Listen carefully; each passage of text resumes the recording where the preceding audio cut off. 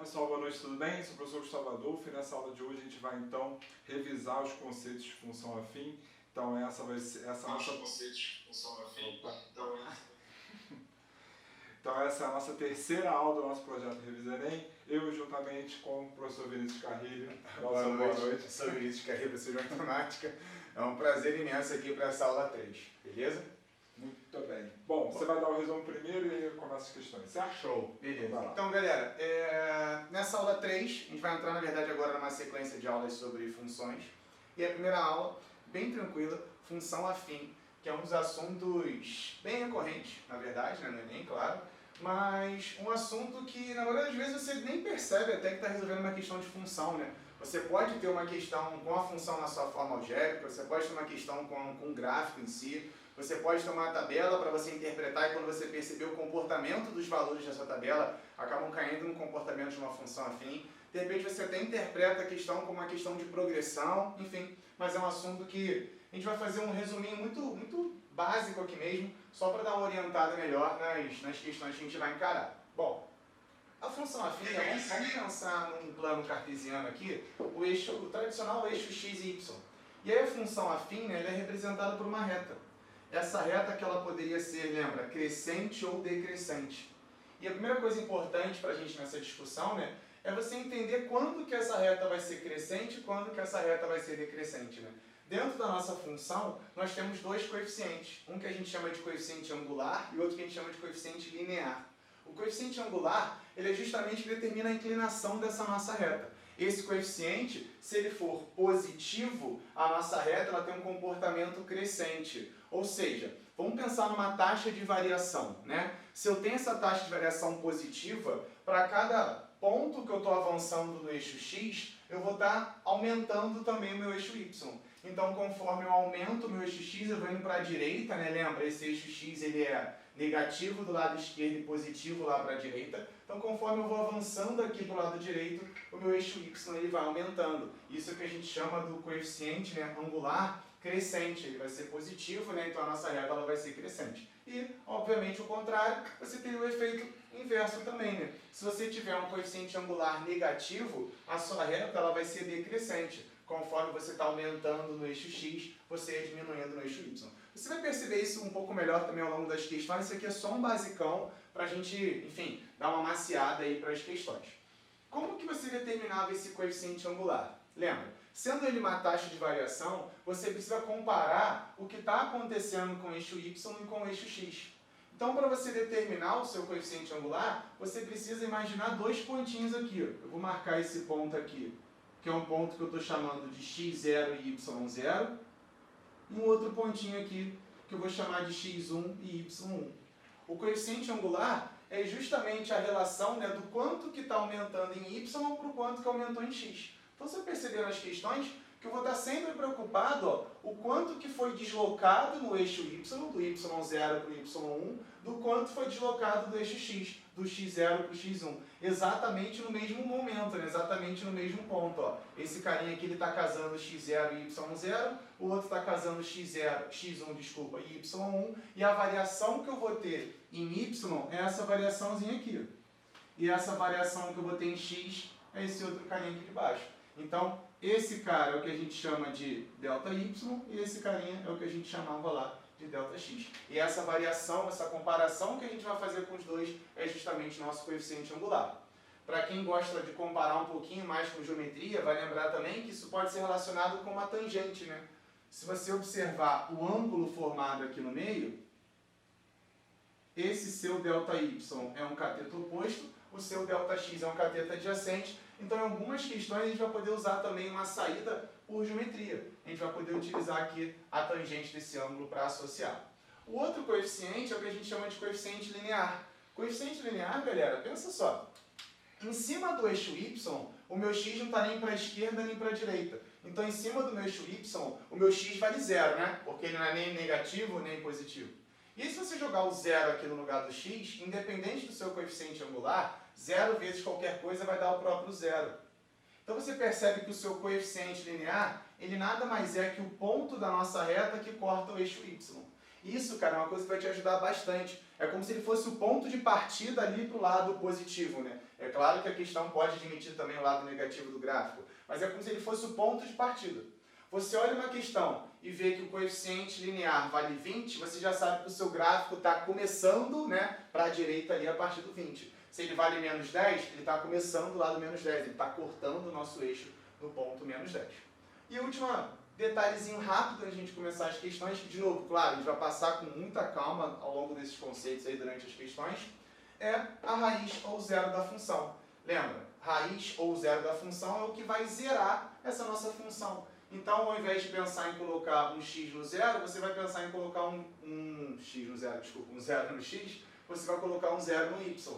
E aí, colocando o zero no y, joga o b para o outro lado e joga o a para o outro lado. E aí, você vai encontrar esse menos b sobre a. Menos b sobre a, então, dentro da nossa função, é a nossa raiz da função ou zero da função. O nome já é muito intuitivo, né? Zero da função, o que a gente precisa colocar no x para zerar tudo. Ou seja, para o y não está nem para cima nem para baixo, para o y está exatamente sobre esse eixo x, beleza? Então são só alguns conceitos muito básicos, muito simples, para o Gustavo começar a primeira questão. A gente vai sempre discutir com calma, né? Como a gente já falou, passando por alguns desses conceitos aqui. Você quer comentar alguma coisa daqui? Não? Já quer ir para a questão? Não. Show. Não. Então, vai lá. Beleza, gente. Então vamos lá. Então, na nossa primeira questão, lembrando que está na sim, lista. Para acessar a lista de exercícios, deixei o link na descrição, só clicar lá, você coloca o seu e-mail, você já recebe já a lista de exercícios direto no seu e-mail imediatamente, beleza? Bom, então vamos lá. Então, a nossa primeira questão a gente tem o seguinte, ó. No Brasil, o tempo necessário para um estudante realizar sua formação até a diplomação em um curso superior, considerando os 9 anos de ensino fundamental, os 3 anos de ensino médio e os 4 de graduação, que é o tempo médio, é de 16 anos. No entanto, a realidade dos brasileiros mostra que o tempo médio de estudo de pessoas acima de 14 anos é ainda muito pequeno, conforme apresentado na tabela. Então, na nossa tabela, a gente tem o seguinte, ó.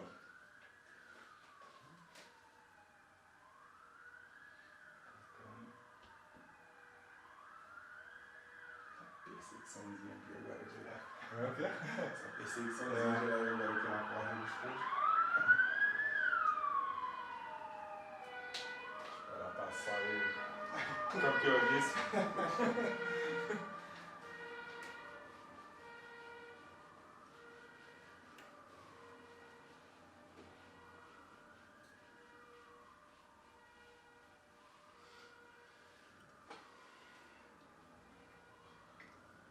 Bom, então vamos lá.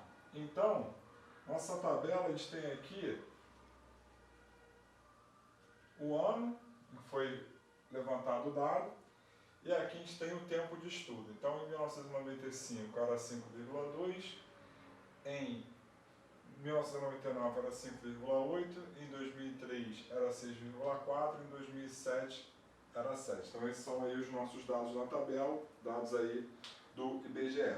Aí ele fala o seguinte: considere que o incremento do tempo de estudo a cada período, ou seja, o acréscimo, para essas pessoas se mantenha constante até 2050 e que se pretenda chegar ao patamar de 70% do tempo necessário à obtenção do curso superior dado anteriormente. Muito bem.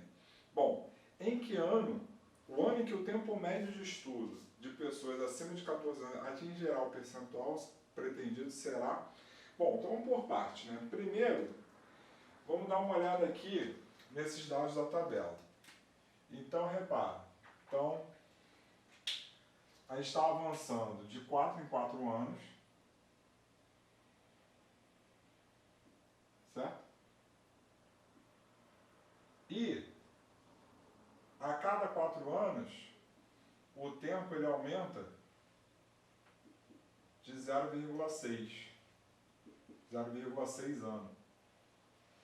Então, o que a gente tem? A gente tem que o crescimento do tempo de estudo médio, ele é linear a cada 4 anos, certo?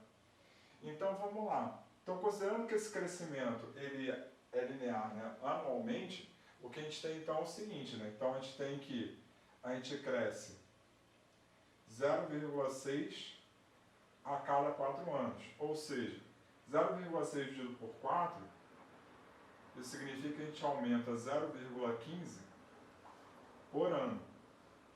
Se a gente está crescendo linearmente, a função que nos dá isso é uma função no primeiro grau, ou uma função afim, como o Carreiro falou, na sua forma genérica, é ax mais b, onde esse a, como ele disse, vai ser a taxa de variação, no caso aqui a nossa taxa de crescimento, que é de 0,15.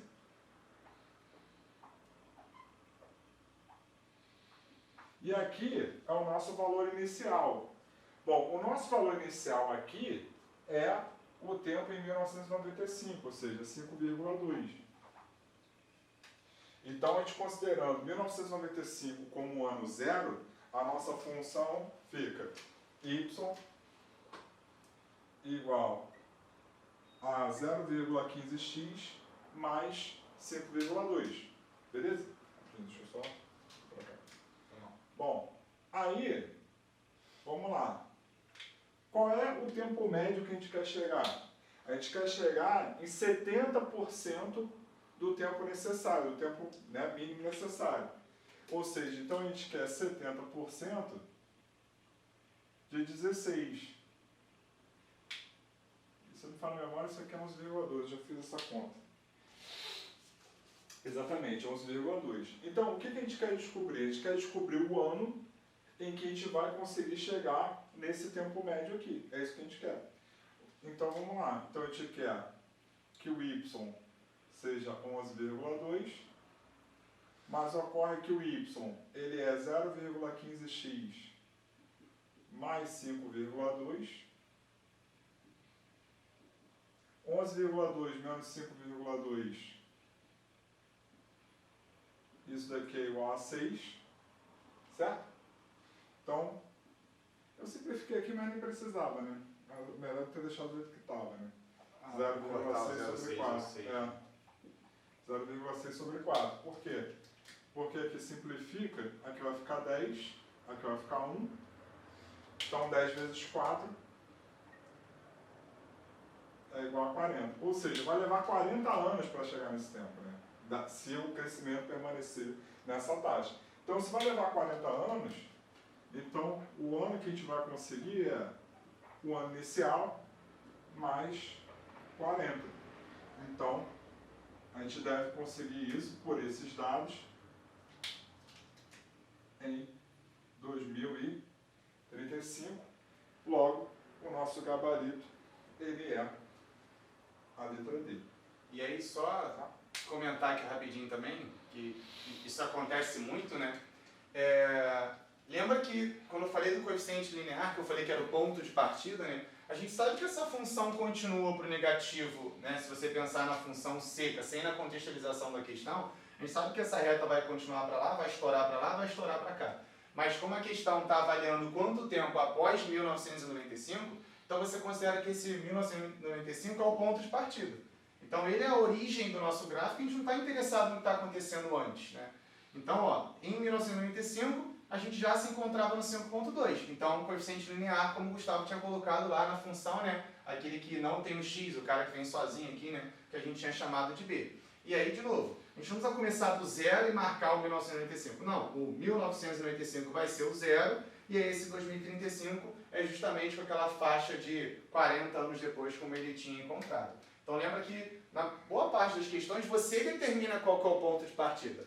Por exemplo, o Gustavo, inclusive, poderia ter feito a questão, né, começando de 99 e aí ter colocado um 5.8. Ele também encontraria o mesmo resultado, porque o crescimento é linear, esse crescimento é constante para todo mundo. Claro, não acharia 40, que acharia 4 anos a menos se ele começou lá no 99, só que aí no final de tudo você também chegaria no 2035. Então você, né, boa parte das questões, você pode determinar esse ponto de partida, esse coeficiente linear. Acho que vale a pena, que às vezes facilita numa conta, enfim, você tem um valor mais fácil para trabalhar, acho que e aí, vale a pena comentar. Só um comentário adicional, se você tem uma tabela de dados, né, e o teu crescimento é de acordo com uma progressão aritmética, que é o caso aqui, então você já sabe que esses dados você consegue arrumá-los numa função afim. Se a progressão aqui fosse uma progressão aritmética de segunda ordem, né, que é quando você tem a progressão da progressão, aí você conseguiria arrumar esses dados numa função quadrática, uma função de segundo grau, que inclusive é o tema da nossa aula de segunda que vem. E se os seus dados estiverem numa progressão geométrica, então essa função ela vai ser uma função exponencial, que é um tema ainda de aula futura. Tá? Então você sempre consegue fazer isso. Você tem esses dados e observa os dados dessa maneira, você consegue saber qual a função você vai utilizar. Tá bom? Show? Bora! Na número 2, uma empresa tem diversos funcionários. Um deles é o gerente, que recebe R$1.000 por semana. Então, eu já vou anotar esses dados aqui. Um deles é o gerente, que recebe R$1.000. Lembrando que esse pagamento que ele tem aí é semanal. Os outros funcionários são diaristas. Cada um trabalha 2 dias por semana, recebendo R$80 por dia de trabalho. Bom, então tem um gerente que recebe R$1.000 a cada semana, e cada um dos outros funcionários recebe R$80 por dia, mas trabalha 2 dias na semana. Ou seja, os outros funcionários, que ele considerou aqui que são os diaristas, mas enfim, vamos escrever assim de qualquer maneira, os diaristas recebem então R$160 por semana. Ok, mas está falando 80, está falando 80 por dia, mas são 2 dias na semana, então no final de tudo eles recebem R$160. Eu sei que esses dois pagamentos aqui estão associados a cada uma semana, então vamos lembrar disso no final. Chamando de X a quantidade total de funcionários da empresa, então beleza, eu sei que gerente mais diaristas vai ter que dar X no total. A quantia Y em reais que esta empresa gasta semanalmente para pagar seus funcionários é expressa por. E aí ele facilitou bastante, né? Porque ele fala que aquele pagamento era semanal e depois pede para você calcular em uma semana, né? Semanalmente. Ou seja, você vai calcular exatamente com esse valor aqui direto. Não vai ficar preocupado em multiplicar por tantas semanas, pagamento mensal, anual, enfim. Você já tem direto esse seu valor. Só que a questão fala, né, que um deles é o gerente. Então, esse pagamento aqui é para uma pessoa apenas. E ele pediu para você considerar um total de funcionários X. Cara, vamos lá. Eu sei que eu tenho um total de X funcionários. Então, eu sei que esses dois juntos aqui tem que dar um total de X. Mas eu tenho um gerente. Se eu tenho um gerente num total de X funcionários, então eu já sei que esse pagamento aqui é equivalente, né, para X menos 1 funcionário. Se eu sei que o total é X e um desses funcionários é o gerente, quantos são os outros funcionários? O total que é X menos esse 1 que é o gerente. Então, X menos 1. E ele quer saber o total gasto, que ele chamou de Y para gente, que é justamente o pagamento dos dois juntos. Beleza? Tanto do gerente quanto de todos os outros diaristas. Então, vamos organizar isso. Ó, eu tenho um funcionário recebendo R$1.000, mais X menos 1 funcionários recebendo R$160. Então aqui parece que fica um pouquinho feio o valor, porque a gente não tem a quantidade exata de funcionários, mas cara, se fossem 10 funcionários da empresa, beleza, um gerente, 9 diaristas. Se fossem 15, um gerente, 14 diaristas. Né? 15 menos 1, 10 menos 1. Se são X funcionários, é só você colocar o X menos 1. E aí a questão pede para você organizar isso com a cara de uma função afim. Quando você olha as opções, todas estão no formato de uma função afim. Então é uma questão que você só precisa organizar esses dados aqui. Então esse carinha aqui vai dar 1.000, mas, lembra, sempre que você quer um parênteses, faz a distributiva, 160 vezes x, isso aqui vai dar 160x, e 160 vezes menos 1, menos 160. Dando uma arrumada, vou jogar o 160x aqui para frente, 1.000 menos o 160, isso aqui vai dar 840. E a opção que tem 160x mais 840 é a letra D. Então, faz um box para ficar didático, marca a letra D. Então, uma questão, galera, de função do primeiro grau, mas você só precisava organizar. Porque essa parte aqui de cima, né, não é uma preocupação com função em si, né? É só uma interpretação de esse salário para uma pessoa, outro salário para o restante. Depois que eu coloquei isso tudo numa expressão, o que eu tive mesmo de função foi só organizar, né, o coeficiente angular e o coeficiente linear da função de primeiro grau. beleza? E lembra que, de novo, né, função, o nome já fala, uma coisa em função da outra. Então, por que ele quis organizar a questão em relação a uma função? Porque agora aqui você consegue determinar quanto que ele gasta independente da quantidade de funcionários.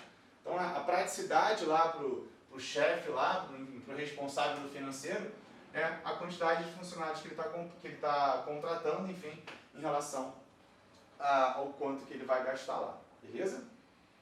É isso. Muito bem. Terceiro? Vamos lá. Show. Então vamos lá. Então vamos pagar aqui. Quer que eu vá pagando para tudo? Vamos Sem seguir? problema. Show.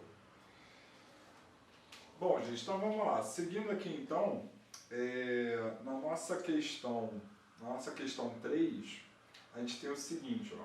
A raiva é uma doença viral infecciosa transmitida por mamíferos. A campanha nacional de vacinação antirrábica tem o objetivo de controlar a circulação do vírus da raiva canina e felina, prevenindo a raiva humana. O gráfico mostra a cobertura porcentagem de vacinados da campanha em cães nos anos de 2013, 2015 e 2017 no município de Belo Horizonte, Minas Gerais. Bom, os valores das coberturas dos anos 2014 e 2016 não foram informados no gráfico e deseja-se estimá-los. Para tal, levou-se em consideração que a variação na cobertura de vacinação da campanha antirrábica nos períodos de 2013 e 2015 e de 2015 e 2017 deu-se de forma linear. Bom, qual teria sido a cobertura dessa campanha no ano de 2014? Bom, então vamos lá. Só antes, primeiro dar boa noite ao Matheus, que respondeu aqui no chat, e agradecer muito ao perfil lá do Instagram, @fulvestre_2022, que divulgou aqui a nossa aula. Então, a gente vai ter aí acrescentando aí algumas aulas aí bons lá de São Paulo. Bom, então olha só, essa questão, cara, você, na marca, você nem precisa saber a função afim, a verdade é essa. Por quê? Pelo seguinte, porque se você olha a primeira parte do gráfico, que é a parte que interessa a gente, né? Então a gente tem isso aqui, né?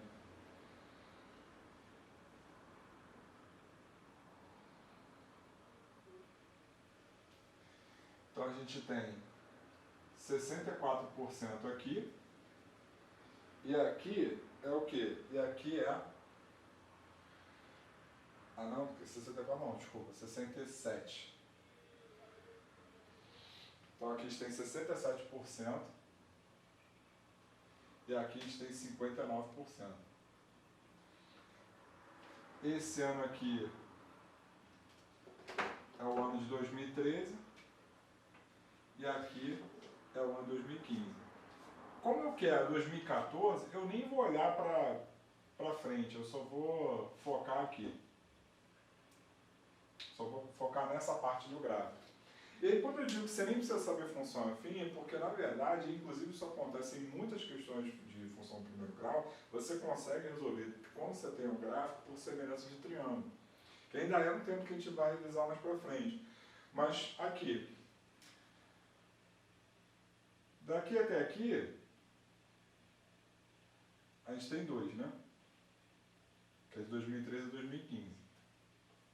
Daqui até aqui, a gente tem o quê?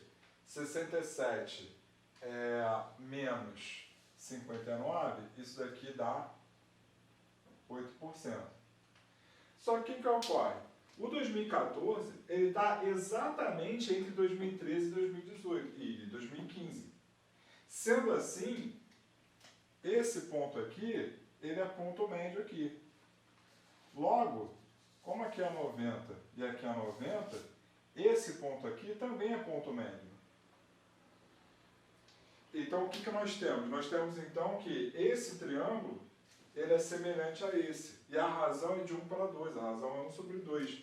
Então, aqui é 1, aqui é 1. Logo, se aqui é 8, aqui vai ser, então, o quê? 4%. Ou seja, então, o decréscimo que a gente teve daqui para cá foi de menos 4%. E daqui para cá foi de menos 4%. Ou seja, então aqui exatamente a gente ficou com quanto? 67 menos 4, 63%. Logo, o gabarito é a letra B. B de quê? Belo. A voz mais aveludada do país. Incrível. Beleza?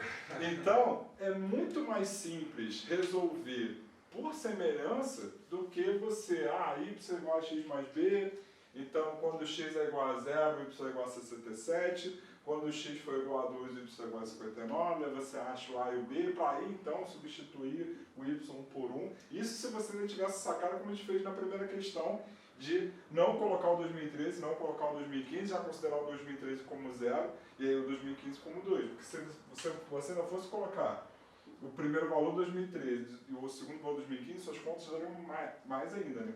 Você faria mais contas do que deveria. Então, nesse caso específico, você conseguiria resolver rapidamente por semelhança de triângulo. E ficou mais fácil ainda porque a gente queria exatamente o ano exatamente entre 2013 e 2015. Caso contrário, você ainda teria que fazer uma continha a mais, porque a semelhança não daria tão rápido assim, mas de qualquer maneira, muitas questões de função afim, quando você tem o gráfico, você consegue resolver por semelhança de triângulo. Beleza? Vamos comentar? Não, eu vou aproveitar o gancho também para também usar uma sacada mais rápida na 4. Porque a 1 e a 2 a gente fez utilizando, né, os conceitos básicos da função, montando tudo. E aí, já que você mostrou uma outra saída, acho que na 4 também vou tentar fazer de uma maneira mais prática, né? Mais Enem, que, né, a gente tem pouquíssimo tempo por questão, então é importante você ter essas sacadas assim também, obviamente. A questão 4 fala assim: uma cisterna de 6.000 litros foi esvaziada por um período de 3 horas. Na primeira hora foi utilizada apenas uma bomba, mas nas 2 horas seguintes, a fim de reduzir o tempo de esvaziamento, outra bomba foi ligada junto com a primeira. O gráfico, formado por 2 segmentos de reta, mostra o volume de água presente na cisterna em função do tempo. Qual é a vazão em litro por hora da bomba que foi ligada no início da segunda hora? Ou seja, ele mostrou para a gente essa variação de A até B e eu vou tentar otimizar um pouco essa nossa questão aqui. Então vamos pensar primeiro nesse momento aqui que ele está chamando de momento AB. Cara, nesse momento AB, ele foi de 6.000 para 5.000 litros, né? Então vamos pensar direto na variação que a gente teve aqui. Ele foi de 6.000 para 5.000, mas lembra que ele está esvaziando, né? Então vou colocar assim, 5.000 menos 6.000, num tempo de 1 hora. Então a vazão que teve ali, né, foi de menos 1.000 litros. Beleza? Isso a hora. Eu coloquei negativo. Eu poderia colocar o 1.000 positivo, porque a questão já está falando que está esvaziando. Você já iria interpretar que esse 1.000 está retirando, está reduzindo, né? Mas pensando no coeficiente em si, a gente coloca negativo porque esse gráfico é uma reta decrescente, né? Conforme você avança no x, o seu y está diminuindo.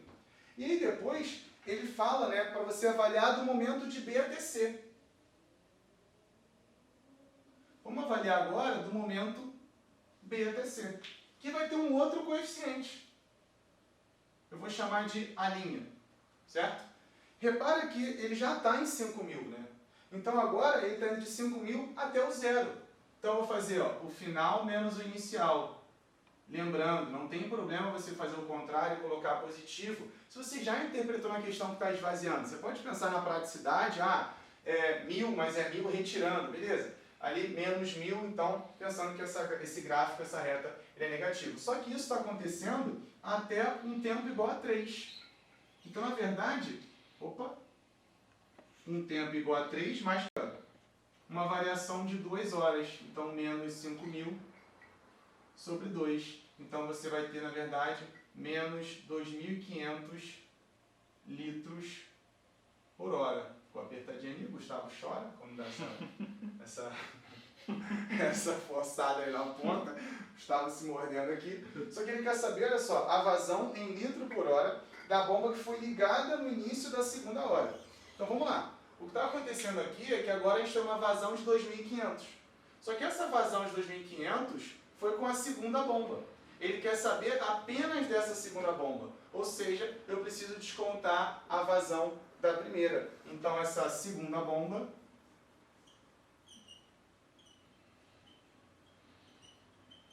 ela vai ter essa vazão de 2.500 menos a da primeira bomba. Porque, de novo, esse segundo momento, as duas estão trabalhando juntos.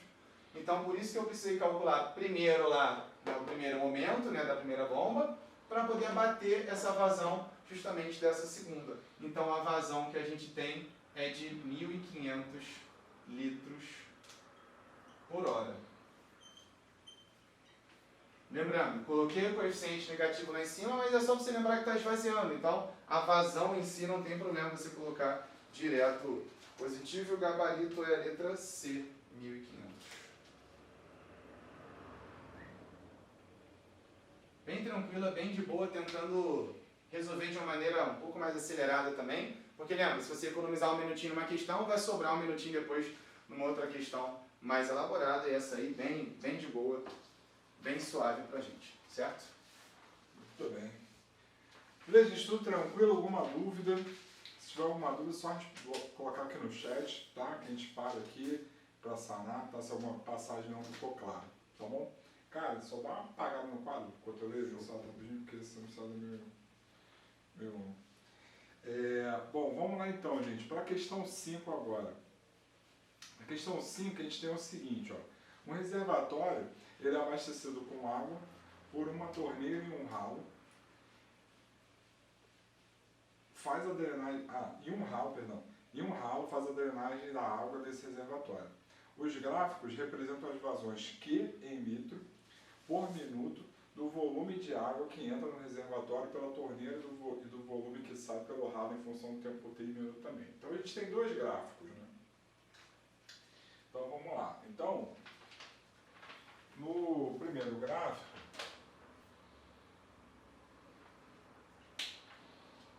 a gente tem o seguinte.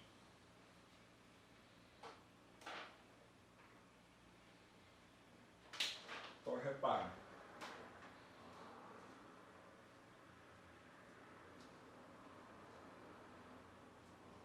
Então, tem aqui 20.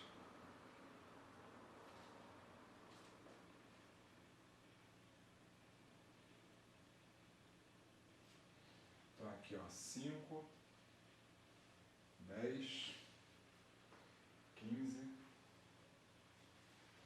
20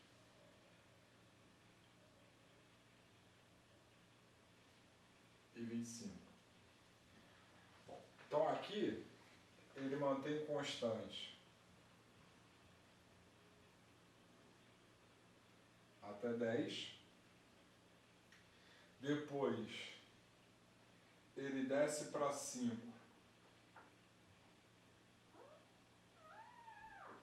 até 15. Então aqui é 5. Aí ele permanece constante até 20. E depois vem para 0. Essa vazão aqui, então aqui é em litros o volume e aqui o tempo T, né? Em minutos. Aqui na verdade não é o volume não, aqui é a vazão. Então aqui é a vazão litro por minuto e aqui é o tempo T em minuto. E esse primeiro gráfico aqui é o gráfico da torneira. É o gráfico da torneira. Beleza. Agora, vamos olhar o segundo gráfico.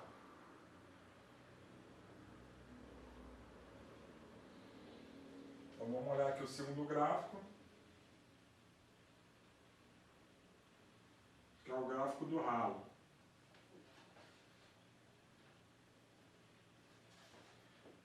Então, vamos lá. Então, aqui a gente começa em 0. E aí a gente vai de 0 a 5 em 5 minutos. Aí depois a gente mantém constante, então tem aqui 10, 15. A gente mantém constante até 15. Beleza? E aí ele vai até 20.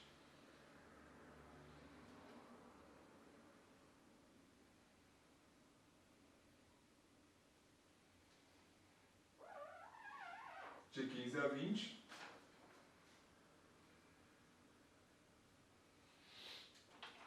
mantém constante até 25. Então esse aqui é o gráfico do ralo. De novo, esse tempo T em minuto e a vazão aqui em litro por minuto. Tranquilo? Aí ele pergunta o seguinte: em qual intervalo de tempo em minuto o reservatório tem uma vazão constante de enchimento? Cara, para que a vazão seja constante, o que tem que acontecer? O de enchimento seja constante, o que a gente tem que ter? A gente tem que ter duas coisas. A gente tem que ter a vazão da torneira constante e, ao mesmo tempo, a vazão do ralo constante. Porque se a torneira estiver enchendo constantemente e o ralo estiver esvaziando constantemente, então a vazão, que é essa razão entre o volume e o tempo, ela vai permanecer constante, certo? Então a gente tem que buscar em qual intervalo isso ocorre. Bom, vamos dividir aqui de 5 em 5 igual ele fez, né? Então, olhando para os dois gráficos aqui simultaneamente, né?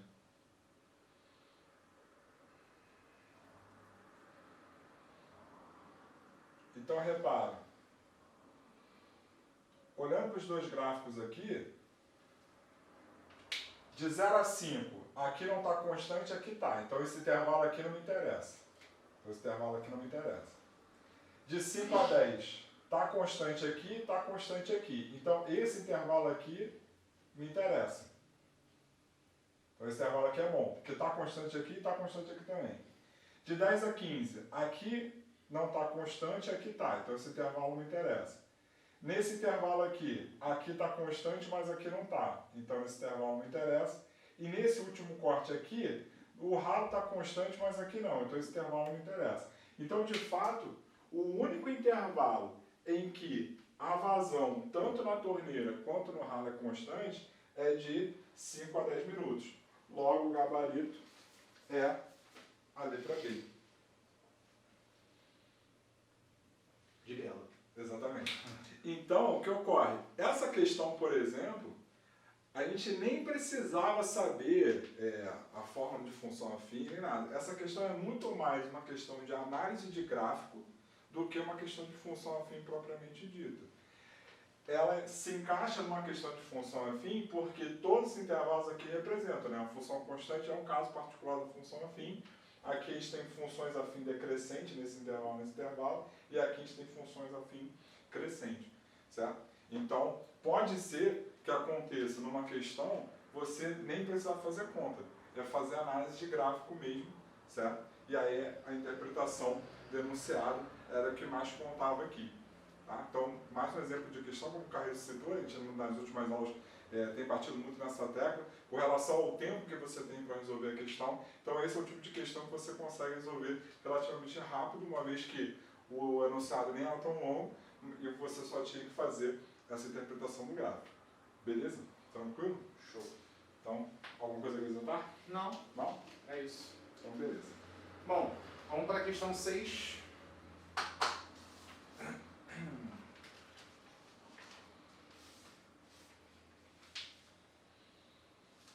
Que ela, cadê? Fala assim. Um dos grandes desafios do Brasil é o gerenciamento dos seus recursos naturais, sobretudo os recursos hídricos. Existe uma demanda crescente por água e o risco de racionamento não pode ser descartado. Olha aí, questão de 2016, agora a gente passando por uma crise hídrica em 2021, beleza? O nível de água de reservatório foi monitorado por um período, sendo o resultado mostrado no gráfico. Suponha que essa tendência linear observada no monitoramento se prolongue pelos próximos meses. Nas condições dadas, qual o tempo mínimo após o 6º mês para que o reservatório atinja o nível 0 de sua capacidade? Vamos lá. Essa questão aqui você tem que tomar um grande cuidado, né? Eu vou tentar ter a otimização que a gente teve na última questão, só que aqui tem um perigo muito grande, que muito aluno não percebe, né? Que o seu gráfico não está começando do ponto 0. Então, na hora que você pensa na sua variação, esse é um certo cuidado que você precisa tomar. Repara só, o seu gráfico está começando do ponto 1. Então, de novo, Acabou que é mais uma questão, né, que eu estou resolvendo, que a gente está preocupado com o nosso coeficiente angular apenas, e só o coeficiente angular a gente já consegue resolver a nossa questão. Só que, de novo, quando eu vou pensar nessa variação de y pela variação de x, você tem que tomar um certo cuidado para não ir muito automático e colocar que o x está variando de 0 até 6. Né? Aqui o nosso x está variando de 1 até 6. E aí, repara, o nosso y ele está variando de 30 até 10, mas aí eu vou fazer, né, o final menos o inicial. Então, ó, 10 menos 30, porque ele é decrescente. Então, uma variação ali de menos 20 nesse eixo y. Enquanto o nosso eixo x está variando de 1 até 6, né? Então, 6 menos 1. O último menos o primeiro está variando 5. E aí, por isso que o nosso coeficiente vale menos 4. Repara aqui de novo. A partir do momento que você já entendeu que está reduzindo, você não precisa ficar tão preso assim a trabalhar esse sinal. Você poderia colocar o 4, não tem problema nenhum. Mas se você lembrasse que esse 4, na verdade, é uma redução. Você está descontando 4, né, a cada um que você está avançando ali embaixo. Bom, então, o que estava organizando aqui, né, que a cada mês que passa, você está perdendo esse 4, né? Esse 4%, já que o nosso eixo y está em porcentagem também.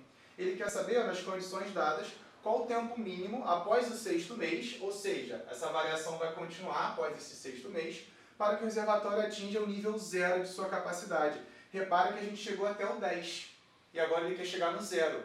Então você quer mais um salto de 10%. Então você quer o seu y variando 10. Só que ele está variando menos 4. Então o tempo que a gente precisa agora vai ser continuar com essa variação. Você tem que variar 10 e você está variando 4 a cada, que ele chamou de mês, desculpa, eu ia falar ano. Pô, Carrinho, mas aqui você está colocando positivo e ali você tinha colocado negativo, lembra? Aqui eu coloquei negativo porque a reta é decrescente. Mas a partir do momento que você entender que essa variação está continuando, né, continua diminuindo, você continua subtraindo, quando você pensa na proporção, você não precisa se preocupar com esse sinal. Porque, de novo, se você colocar o menos 4 aqui, que você utilizou lá, é só você colocar que ele continua perdendo, ele tem que perder esses outros 10, não vai fazer nenhuma diferença. E quando você dividir o 10, né, pelo 4, você vai encontrar 2,5. E aí 2,5 ele colocou 2 meses e meio, né? Ele transformou aqui para 2 meses e meio. Então, ó, mais uma questão que eu só precisei me preocupar com o nosso coeficiente angular. Poderia ter montado a função? Poderia ter montado a função. Poderia ter feito y igual a x mais b. Poderia ter marcado os 2 pontos no gráfico. Só que a questão só quer que você continue avaliando essa variação. Então eu percebi que a variação era de menos 4. Então a cada mês que passa, você está reduzindo 4%. Né? A variação ficou de menos 4% ao mês. E aí a pergunta é, pô, beleza, se está caindo 4% ao mês, quanto tempo para cair os 10%? Então, só continuar dividindo o ΔY pelo ΔX que você teve lá, para você encontrar o seu Azinho. Fiz a divisão dos dois e encontrei 2 meses e meio, gabarito, letra A. Beleza? Safo também, bem de boa, bem tranquilo. Mais uma questão que dava para a gente acelerar um pouquinho e tornar, enfim, a sua prova mais confortável em relação ao tempo. Exato. Bom, vamos lá então. Quer que eu vá apagando aí enquanto tu vai lendo? Pode ser. Pode ser. Bom, então vamos lá, gente. Nessa questão 7 aqui, o que nós temos, né? No Brasil, há vários operadores e planos de telefonia celular. Então, uma pessoa recebeu 5 propostas ABCDE de planos telefônicos. O valor mensal de cada plano está em função do tempo mensal das chamadas conforme o gráfico. Bom, então vamos lá. Então, a gente tem aí, né, de 0 a 70, né? Então, olha só.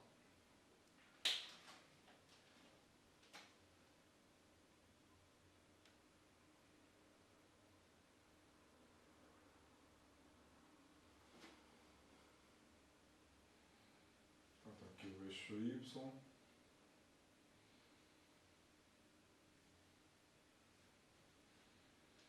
Aqui o eixo X. Então a gente tem aqui dividido em 7 partes, basicamente. Então 10, 20, 30,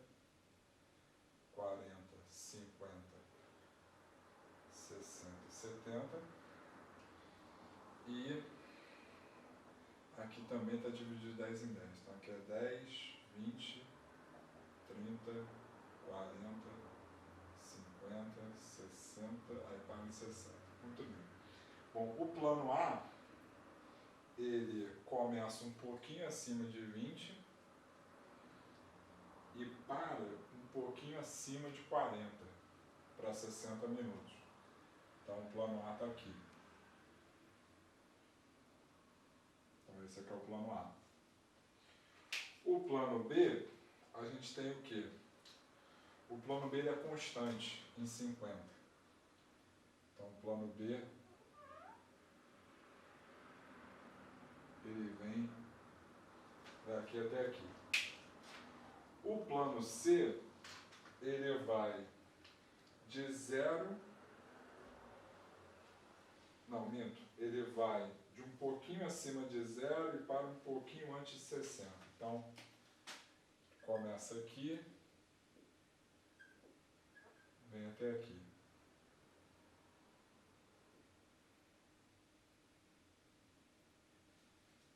Beleza? O que mais que a gente tem? O plano D, tem um azul aqui ainda.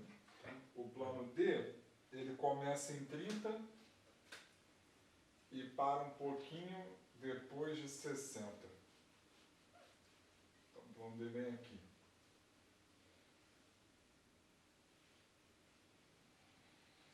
Certo? O plano E, ele vai, esse sim, é o que vai de 0 até 80. Então o plano E, ele começa em 0 e vem até aqui.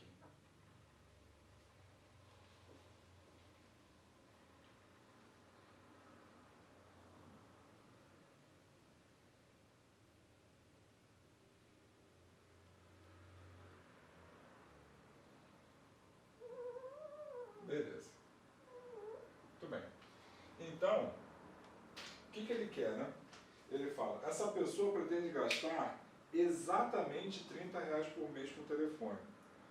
Então, dos planos apresentados, qual é o mais vantajoso em tempo de chamada para o gasto previsto pela pessoa? Bom, então olha só, qual é o plano mais vantajoso, né? O plano mais vantajoso é aquele que permite maior tempo mensal de chamada pelo valor de R$30. Né? Então o que acontece? Então o nosso corte, se a pessoa pretende gastar R$30, o nosso corte tem que ser aqui, né?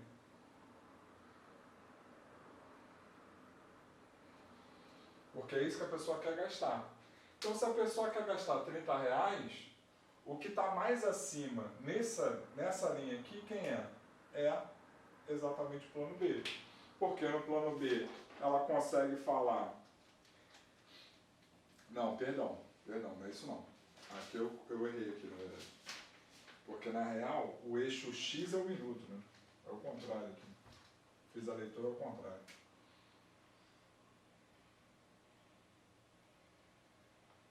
Aqui que é minuto. E aqui que é real. Tá. Então, na verdade, o corte não vai ser vertical, né? O corte vai ser horizontal. Então, o que está mais à direita é o que me permite falar mais minutos. Né? Então, quem é? É o C. Então, o nosso plano mais vantajoso é o plano C, e aí o gabarito é exatamente a letra C. Beleza? Tranquilo? Então, aqui de novo, né? Era uma questão onde você bastava interpretar, né? Então, no início aqui, eu fiz uma troca aqui, mas... Se fosse o contrário, como eu fiz, né? Ou seja, aqui em real e aqui em minuto, de fato era aquele primeiro corte, mas como é o contrário, é o corte na horizontal, você vendo aí o mais vantajoso. Tá bom? Beleza? E para fechar, mais uma questão bem tranquilinha também. Olha só, as curvas de oferta e de demanda de um produto representam respectivamente as quantidades que vendedores e consumidores estão dispostos a comercializar em função do preço do produto.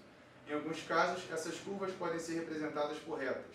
Suponha que as quantidades de oferta e de demanda de um produto sejam respectivamente representadas pelas equações.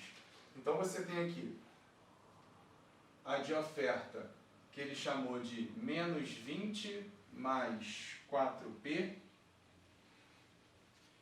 e a de demanda, que ele chamou de Q de D, que é 46 menos 2P.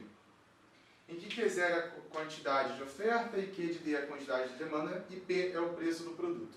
A partir dessas equações de oferta e de demanda, os economistas encontram um preço de equilíbrio de mercado, ou seja, quando Q de O e Q de D se igualam. Para a situação descrita, qual o valor do preço de equilíbrio? Cara, ele falou exatamente o que é para você fazer. Ele acabou de falar que os especialistas encontram o valor do preço P do produto quando as duas estão equilibradas, ou seja, quando as duas se igualam. Então a questão está pedindo apenas para você igualar essas duas funções. Então a questão está pedindo para você colocar aqui Q0, é igual a Q de D. Então a questão só quer que você iguale essas duas funções. Menos 20 mais 4P é igual a 46 menos 2P. E aí letra para um lado, número para o outro. Você vai ter 4P mais 2P é igual a 46 mais 20. Então 6P é igual a 66. Logo seu P é igual a 11. E aí 11 é o gabarito, letra bola. Para fechar. Show? Fechou. Mais uma. Questõezinhas bem tranquilas de função de primeiro grau. Você percebeu que assim, as interpretações bem diretas, né? Comparado ao que a gente trabalhou de análise combinatória e probabilidade, eram questões que a gente perdia muito mais tempo só na interpretação, né? Aqui são questões que provavelmente na prova do Enem você consegue dar aquela acelerada, uma saída, como o Gustavo falou, por semelhança, uma saída, talvez você já perceba, enfim, uma regra de 3 para solucionar alguma questão também. Então são questões que a gente consegue dar essa leve acelerada, né? Certo? Certo. Então, gente, semana que vem continuamos. Segunda-feira novamente, 6h15, o tema da aula de semana que vem, função quadrática. Falou? É isso. Beleza, galera? Tchau, gente. Um abraço. Tchau, tchau.